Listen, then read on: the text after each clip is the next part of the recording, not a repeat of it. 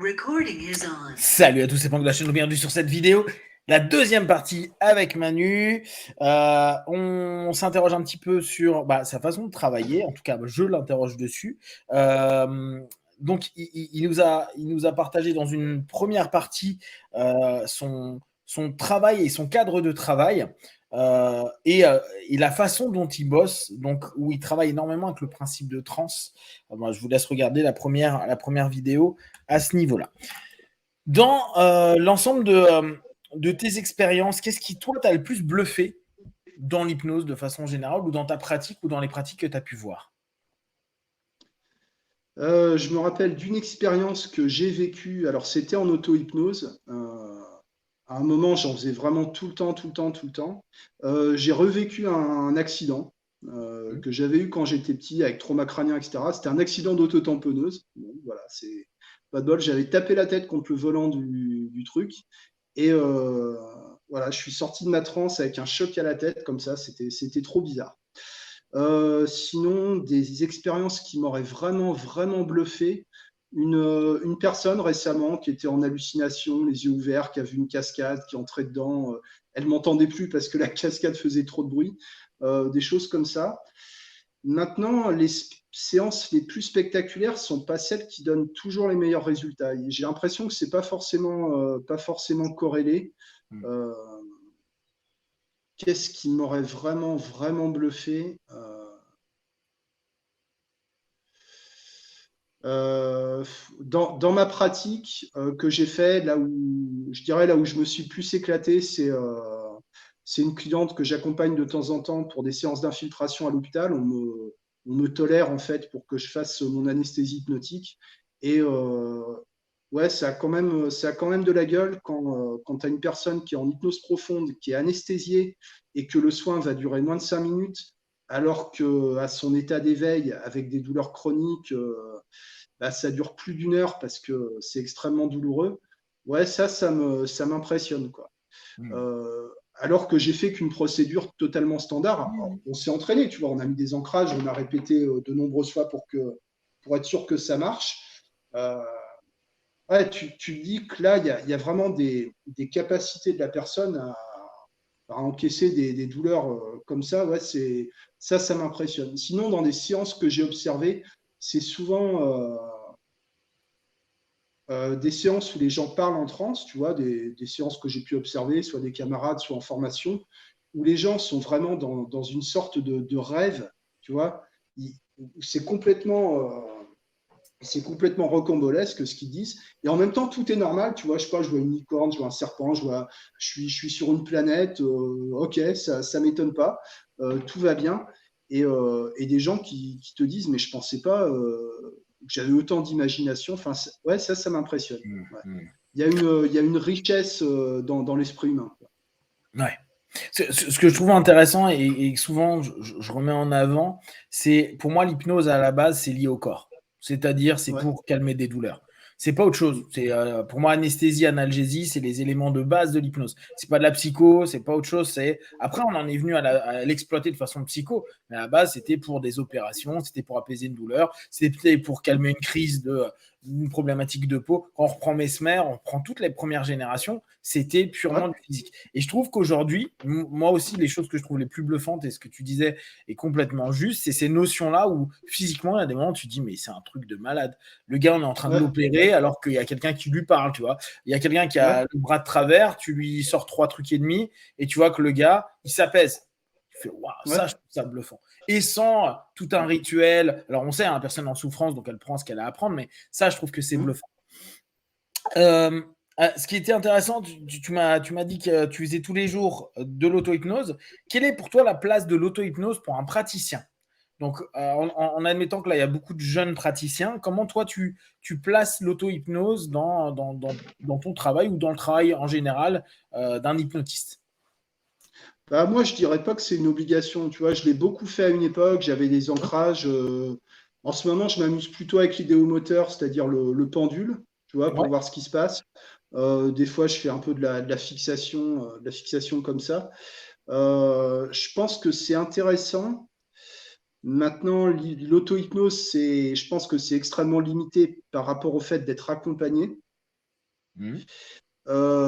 Moi, j'ai l'impression qu'il y a aussi une espèce de hype autour de l'auto-hypnose ou une espèce de volonté de contrôle de soi que je trouve pas Mhm. forcément bonne, quoi. Voilà. Je sais pas. Comment tu l'as défini pour toi, l'auto-hypnose? Quels sont euh, quels sont les objectifs pour toi de l'auto-hypnose? Quand là, on parle d'auto-hypnose, toi, tu as quoi en tête en parlant d'auto-hypnose? Moi, en parlant d'auto-hypnose, j'ai en tête une pratique qui serait peut-être plus de la méditation, mais avec des ancrages, avec des habitudes. D'accord. Euh, Moi, je suis plus dans l'idée de rien faire et de voir ce qui se passe. Alors, Mhm. des fois, ça peut durer une demi-heure. Tu es assis, tu regardes ton mur, il ne se passe rien. Mhm. Euh, mais à des moments, il se passe des choses. Euh, et ce que je vois passer, ce dont j'entends parler, ce serait plus de l'autosuggestion, voire de l'autoprotocole. Alors, il y a des gens qui ont une capacité à se dissocier, Mhm. à se faire des suggestions, à se suggestionner, et en plus à obtenir des résultats avec ça. C'est génial. Moi, je suis incapable de faire ça. Enfin, Mhm. voilà. Ouais. C'est là où c'est Euh, intéressant, parce que tu vois, je pense que ouais. l'auto-hypnose, chacun le définit à sa manière. C'est vrai, quand je pose la question, j'oublie de redemander, parce que moi, j'ai ma manière de voir de l'auto-hypnose. Et quand tu as commencé Hmm. à en parler, je me suis dit, ah oui, c'est vrai, moi, je vois pas pareil de l'auto-hypnose. Ouais, Donc, on parle. Mais quand on parle d'hypnose, d'auto-hypnose, enfin, si on est deux, on parle déjà pas de la même chose. exactement. C'est Exactement. c'est ça qui est difficile. Après, moi, je suis pas dans l'idée qu'un praticien, faut forcément qu'il passe tout son temps en thérapie, en auto-hypnose, etc. Euh, c'est important d'être le plus clair possible avec ses propres problèmes, etc., pour projeter le moins possible pour pas devenir un gourou, quoi, aussi. C'est hyper important. Mhm. Maintenant, on a aussi le droit de se sentir bien de temps en temps, quoi. Bien sûr, bien sûr. Voilà. Et bah, d'ailleurs, c'est intéressant. Moi, par exemple, je suis quelqu'un qui dit faut qu'un hypnotiste fasse de la thérapie. Ouais, Ça ne veut pas dire qu'il vive ouais, tout le temps en thérapie, hein. C'est qu'il fasse de la ouais. thérapie. Justement, toi, Hum. comment tu places ça? Est-ce que tu penses qu'on peut faire. Bah, je suis d'accord. Disons qu'en ce moment, je suis pas en thérapie, mais j'ai fait Mmh, des tas de séances. Enfin, j'ai été accompagné plein de fois en hypnose par des professionnels, même avant de faire de l'hypnose, par des psychologues, addictologues, mmh. psychiatres, médecins, etc. Donc, oui, oui, oui. Tu as fait Euh, ton taf, quoi. Ouais, ouais, ouais. Donc aujourd'hui, je suis dans une période depuis 2 3 ans où c'est tranquille, ça va bien. Euh, bon, après, je ne dis pas que demain, je ne ferai pas un coaching, Mmh. un suivi psy ou des choses comme ça. Ouais, ouais. Mmh. Ça me paraît indispensable. Euh, de ne pas se traîner des problèmes éternellement. On en a toujours, tu vois. On lutte toujours contre les mêmes névroses, etc. Mais on peut arriver à calmer un peu le truc. Mais Mmh. l'idée qu'on va se soigner en soignant les autres, c'est des choses qu'on entend beaucoup chez les débutants en Ah hypnose. oui, Pour ouais. moi, c'est de la connerie. C'est de la connerie. Enfin, c'est pas de la connerie. Ça se comprend, mais c'est pas vrai. Euh, C'est Ton très client et projectif. toi, c'est pas la même personne. Et Mmh. puis alors les projections, voilà. Ouais, c'est Enfin, projectif. ouais, ouais. Et d'ailleurs, je pense que la plupart des gens qui ont commencé à pratiquer l'hypnose, c'était ouais, c'était complètement projectif, hein. Il y a une volonté de toute puissance. Généralement, moi, je l'avais, hein, clairement. Mmh. Euh, Après, c'est plus un besoin de reconnaissance qui s'installe Mmh. chez les praticiens.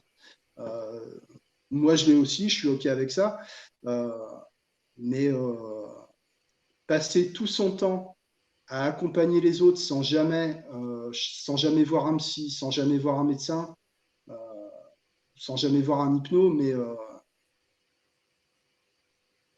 la psychologie prend beaucoup de place aujourd'hui dans l'hypnose. Je pense que c'est une très bonne chose euh, parce il y a des choses qui nous manquent. Les gens comme moi, tu sais, qui sont issus de l'entreprise, etc., Mmh. qui se sont mis à faire de l'hypnose. Euh, je vais dire ce qui s'est passé pour moi. Moi, au début, bon, bah, alors, je suis peut-être un peu. J'ai tendance à foncer dans le tas, moi, d'apprendre un truc, de tester, et je m'en fous un peu si ça marche pas. Je sais qu'au bout d'un moment, je répète et je vais y arriver. C'était comme ça pour les arts martiaux, pour la musique, je sais pas, pour les filles, des trucs comme ça. Au bout d'un moment, tu y arrives. Tu as un moment où tu t'emballes, tu crois que tu as tout compris, tu sais, ça y est, j'ai tout pigé, en fait, c'est hyper simple, mais les gens, vous prenez trop la tête, c'est hyper simple, puis après, ça te rattrape, tu vois. C'est l'effet Dunning, je sais plus quoi, là. Denis Kruger, ouais. Ouais, voilà.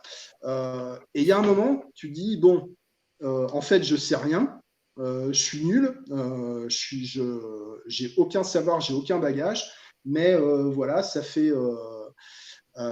X années que je fais de l'hypnose, maintenant je peux plus vraiment reculer, enfin, ou j'ai pas envie, ou de toute façon, tu as un CV, tu as fait 10 ans d'hypnose, qu'est-ce que tu veux trouver du boulot derrière, quoi. C'est foutu. Euh, Reprendre mes études pour faire un master en psycho, je l'envisage pas, c'est trop. Enfin, c'est trop. Moi, je pense qu'il y a beaucoup de gens comme moi qui se sont retrouvés à un moment dans une impasse. Moi, c'est pour ça que j'ai cherché à épurer ma pratique pour pas me mélanger avec des gens dont c'est vraiment le métier. La psychologie, la psychoéducation, c'est vraiment autre chose. Mais le problème, c'est que quand tu es dans cette réflexion-là, tu dis, mais alors sur quoi je peux travailler? Sur quoi je suis légitime de travailler? C'est compliqué, ouais. Je pense qu'il y a des vraies questions à se poser avec ça. Je ne sais pas si les formations en psychopathologie vont résoudre le problème, mais certainement que ça va aller dans le bon sens. Voilà. T'as l'impression que l'hypnotiste, l'hypnose, manque de légitimité ou manque de place? Moi, en fait, je ne sais pas qui est légitime pour faire de l'hypnose, en fait. Non, l'hypnose, je pense que l'hypnose, elle trouve sa place là où elle doit la trouver. Pour beaucoup de gens, c'est un outil parmi d'autres. Pour des psychologues, pour des médecins, c'est un outil. Pour l'anesthésie, c'est une option, on va dire, parce que ça va peut-être pas marcher avec tout le monde. Je pense que c'est légitime en tant que pratique à part entière, mais dans un certain cadre. En l'occurrence, soit dans mon cadre, c'est plus de la détente nerveuse, quoi. Voilà. Ce qui est déjà, exceptionnel pour beaucoup de gens, en fait. Dans ta manière de percevoir les choses, tu as un peu étudié Roustan? Tu as lu un peu le Ouais. vieux? Donc, D'accord. c'est assez récent, mais je commence, ouais. Ouais. Parce que là, toi, ce que tu es en train de dire, ça se roustanise au fur et à mesure, tu vois. On a l'impression que tu D'accord. arrives sur cette espèce. Lui, il est arrivé à la fin de sa pratique, hein, il a eu son Ouais. background. Mais tu vois, vraiment ce truc à dire, bon, bah, tu viens dans mon cabinet et tu t'assois comme tu aimerais t'asseoir au meilleur moment de ta vie, tu vois, cette espèce de truc. Et après, bah, vis ta vie, quoi. Il laisse quasi une hypnose sèche, j'exagère à peine, Ouais. à ce travail-là. Et c'est intéressant parce que ce que tu dis, il se retrouve dans plein d'éléments. Tu avais un Lacan qui pouvait parfois te dire, alors là, on n'est pas dans l'hypnose, mais qui pouvait Ouais. te dire un mot, deux mots, et puis après te faire te barrer, tu vois, avec une grosse interruption de pattern sur une question ou autre. Et alors, je me pose deux questions. Est-ce que c'est de l'économie d'énergie? Genre, au bout d'un moment, on se dit, oh, ah, c'est bon, en fait, poser tout ça pour juste arriver là. Parce qu'au bout du compte, il y a une intelligence propre à l'humain qui fait qu'il peut trouver sa réponse et que les effets contextuels et la présuggestion de base de l'accompagnement fait qu'il va déjà trouver ses solutions. Et, et je me demandais, est-ce qu'on ne va pas tous vers cette espèce de minimalisme après, chacun sélectionnant ce qu'il va estimer être le plus intéressant ou autre. Toi, tu le vois comment? Toi, tu le fais parce que tu es en mode j'ai pas envie de me perdre de l'énergie. Tu le fais parce que tu trouves que c'est pertinent à un certain degré. Comment tu as sélectionné cette notion de moins faire pour mieux faire? Moi, je dirais que c'est suite à des échanges, un peu des prises de conscience, des gens que j'ai écoutés, que j'ai suivis, par exemple, en formation. Aussi sur des échanges sur les réseaux sociaux, parce qu'on peut aussi apprendre des choses par ce canal-là. Alors oui, Euh, attendez, je vous fais un petit disclaimer. Vous avez en face de vous un troll. Voilà, un Ah troll. oui, je suis un troll. Moi, je C'est suis un un vrai troll troll. de Facebook. Ouais, ouais. Je suis un vrai troll et dans la vraie vie, je suis un troll aussi. Voilà. C'est très L'autre très jour, j'ai marrant. essayé de, l'autre jour, j'ai essayé de vendre mon gamin à une passante dans la rue. Il m'énervait. Voilà, Et je suis un alors, t'as troll. réussi ou pas? Non, non, non. Elle a T'as dit perdu, 3 hein, t'as euros. perdu. 3 euros, c'est pas assez cher, c'est une arnaque. C'est une Tant arnaque, pis. Ouais, automatiquement. ouais. Ouais, ouais, moi je suis un gros troll, mais bon, voilà, c'est pas grave. Il en faut aussi. Oui. Euh, Ouais, des gens, donc, t'as des gens qui sont très discrets, mais qui ont des idées hyper intéressantes, quoi. Et des gens qui sont dans le clean language, où il y a un autre qui travaille essentiellement sur Rossi, il fait pratiquement que ça, qui ont une approche très minimale sur la non-suggestion. on va dire que ça a fait un peu son chemin. C'est pas l'économie d'énergie parce que ça demande énormément d'attention de se taire déjà, d'écouter, de regarder et pas d'écouter en mode, tu sais, un peu le cliché du psychanalyste qui griffonne sur son carnet et qui fait oui, oui. Non, mais d'être vraiment présent dans l'écoute, ça demande énormément d'énergie. Donc, je dirais pas que c'est la voie de la facilité. Ça s'installe, je dirais que ça s'installe petit à petit. Je vais reprendre les mots d'un hypno qui s'appelle Antoine Garnier, qui fait des podcasts aussi. Lui, il disait dans un podcast récent, on ne peut pas commencer par le minimalisme. Ça vient, et je pense qu'on intériorise des techniques, des façons de faire. Je pense qu'à force de répéter, on arrive à cibler les plus petits leviers qui vont donner le maximum de résultats, en fait. Je pense qu'il y a une espèce de mécanique d'apprentissage inconscient de l'hypnose par la pratique. Ça répond à ta question ou... Ouais, complètement. Ouais. La notion là qui est essentielle, c'est là on parle en tant que pratiquant d'arts martiaux, c'est que tu es obligé de prendre énormément de techniques pour en faire très peu. Parce qu'au départ, si tu n'as pas un panel et que tu ne les as pas expérimentés, tu ne peux pas savoir déjà ce que représentent ces techniques, à quoi ça sert, où, quand, comment, pourquoi. Tu ne sais pas ce qui est adapté à toi, ce qui est adapté à ta manière de fonctionner, de voir, de percevoir, d'interroger, etc. Et on ne peut que devenir minimaliste. On peut décider de devenir minimaliste ou de minimiser le nombre de techniques ou de process qu'à partir du moment où on se dit ok, bon, je fais plus ça parce que... Et en fait, on pourra complètement intellectualiser pourquoi on fait plus tout ça. Et bizarrement, le minimaliste, il pourrait passer 2 heures sur une technique ou juste un concept. Et on va se dire, mais c'est pas minimaliste du tout. Mais il est devenu minimaliste après tout ce process de réflexion et de pratique qui lui permet de se dire, oui, mais au bout du compte, je ne fais plus que ça. Par contre, si tu dis à la personne, ne fais que ça, toi, et là, je reprends Roustan, parce que souvent, je taquinais les copains qui se roustonisaient sur des trucs à dire, ah bah, tu veux dire de s'asseoir et c'est bon. Je lui dis, mais tu n'es pas Roustan. Pour l'instant, tu n'es pas Roustan. Roustan, il pouvait le faire parce que c'était Roustan. Il en était arrivé à ce moment-là où tu te dis, ok, cool. Maintenant, je sais. Et je pense que tu vois, tu as souligné un des points qui est essentiel et qui est en fait toute la profondeur de l'accompagnement. Qu'importe l'énergie ou la façon d'être en posture haute, basse, à côté, à gauche, à droite, on s'en fout.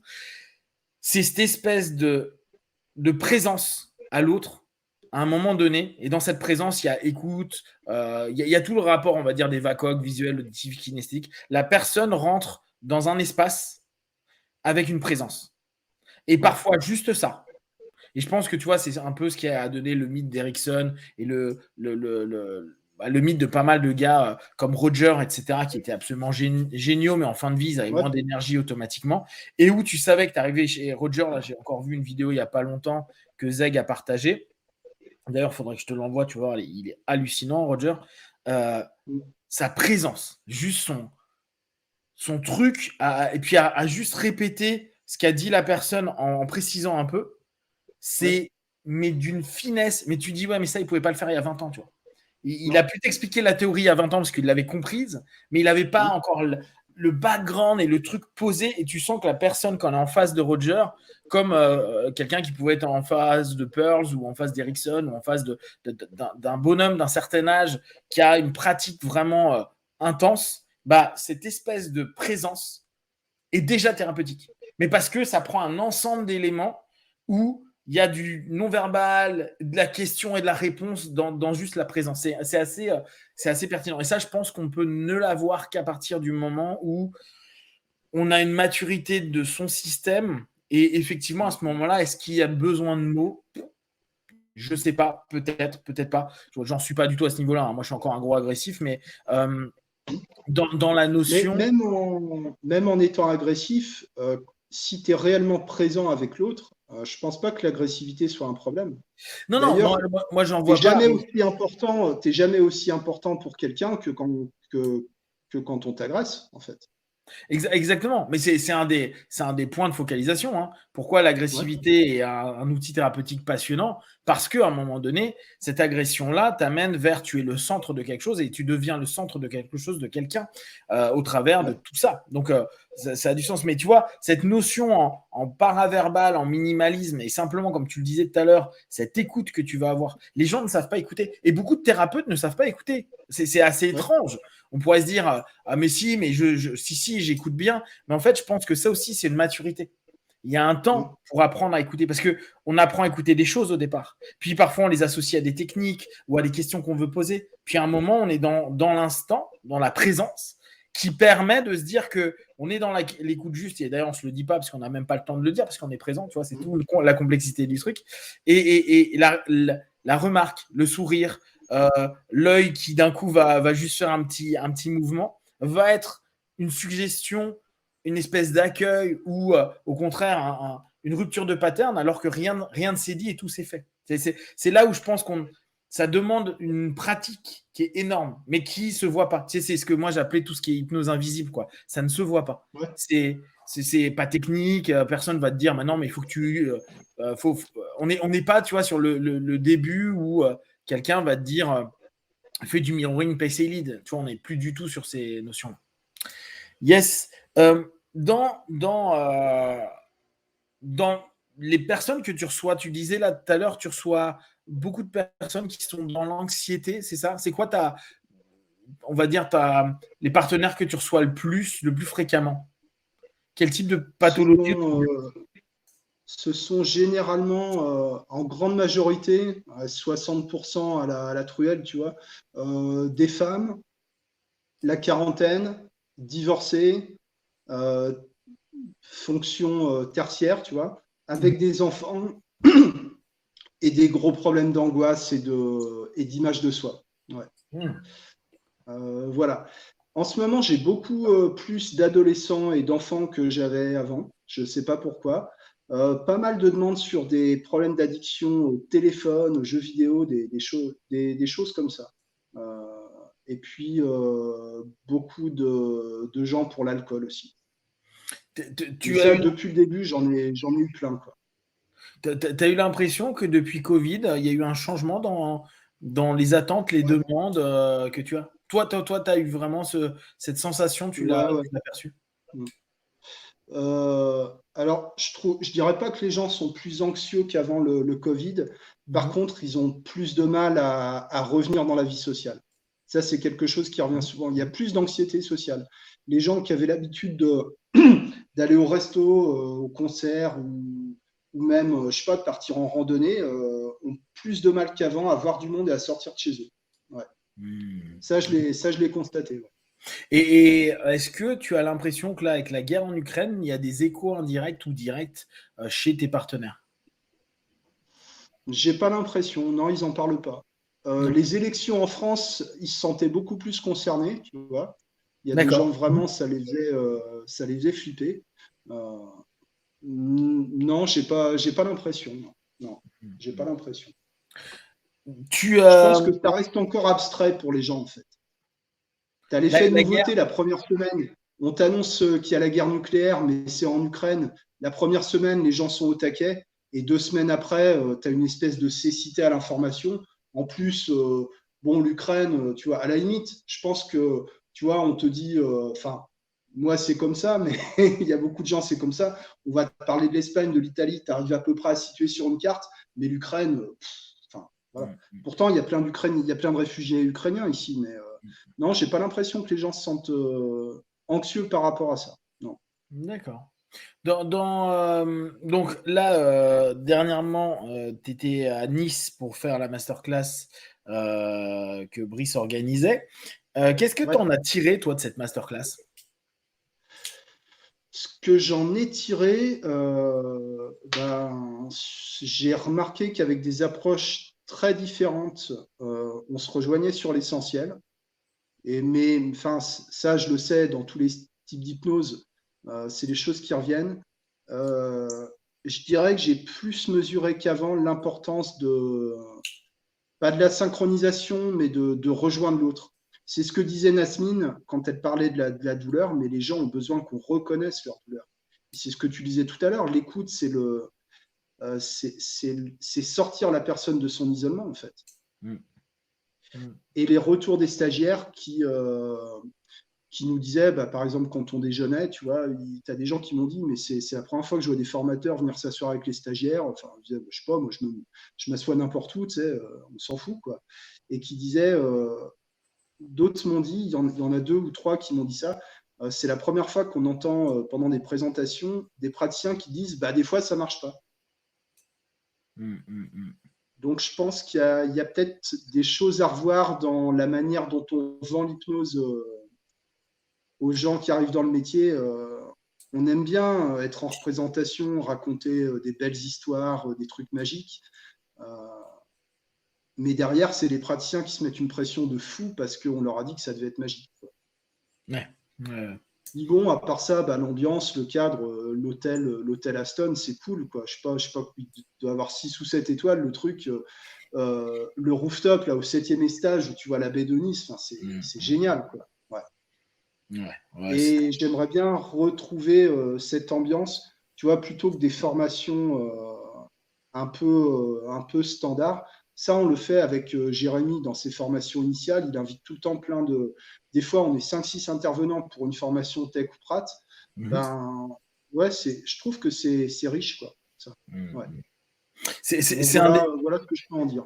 C'est un des points que tu trouves qui manque un peu dans le domaine de l'hypnose, cette espèce de partage franc et sans tabou entre les praticiens, entre les écoles, entre les formateurs. T'as une impression comme ça? Pas forcément, je sais pas. Peut-être qu'il y a un entre-soi des écoles, mais moi j'ai l'impression que les gens, quand ils ont fait une école, tu sais qu'ils ont fait leur tech, leur prat, ils ont rapidement tendance à aller voir ce qui se fait ailleurs. Donc je pense qu'il y a quand même beaucoup d'échanges. Après, moi je suis que sur un forum principalement, je connais pas tout le monde, donc je ne sais pas comment c'est ailleurs. Ouais, il y a peut-être de l'entre-soi. T'es sur quel forum? T'es sur quel forum? Je suis sur le groupe Hypnose de Philippe Miras. De Philippe, ok. Yes. Ouais. Moi, je trouve que c'est le seul où il se passe vraiment quelque chose, en fait. Voilà. Il y a un autre forum, Hypno France, mais je suis bloqué, je suis banni, donc je ne sais pas ce qui s'y passe. Ah ouais, putain, Hypno France, exact, j'y étais un moment. Exact. Ouais. Ah ouais, tu t'es fait bannir. À force de troller, il y a des conséquences. Ouais, non, mais c'est le jeu du troll. Hein. C'est le jeu du troll. C'est ça. Ok, un petit mot de la fin. Et dans le mot de la fin, est-ce que tu peux donner aussi comment on peut te contacter, hein, je renoterai tout ça, te contacter, ton site internet et tout ça, mais aussi pour conclure un petit peu ce podcast, qu'est-ce que tu aimerais que l'auditeur puisse faire émerger de cette petite présentation et ce petit partage? Alors, pour me contacter, le mieux, c'est de me trouver sur Facebook, Manu Winter, donc profil privé. Bon, il y a que des conneries dessus. Et puis, Manu Winter Hypnose, c'est ma page pro. Le podcast Manu Winter Hypnose Direct, où je raconte des trucs. Il y a quelques interviews. Tu étais passé il y a quelques temps. Et puis, j'enregistre aussi des livres audio d'hypnose classique. Voilà, pour ceux que ça intéresse. Et qu'est-ce qu'on peut retenir de cet échange? Je pense qu'on peut retenir d'apprendre à écouter ou de réapprendre à écouter. Et pour ceux qui savent écouter, de se perfectionner encore dans l'écoute. Voilà. Et j'envoie les gens vers un livre que je trouve génial qui s'appelle Écouter pour accompagner de Pierre Reboul. C'est l'approche rogerienne, mais c'est très synthétique. Voilà. L'écoute. Avant de faire des suggestions, il faut écouter. Voilà. Je terminerai là-dessus. Yes, ok, merci. Et comme d'habitude, de tout ce qui est proposé, ne prenez que ce qui est bon et juste pour vous. Testez, observez, analysez et concluez. Merci à vous et à très vite. Ciao, merci à toi. Ciao, merci à toi.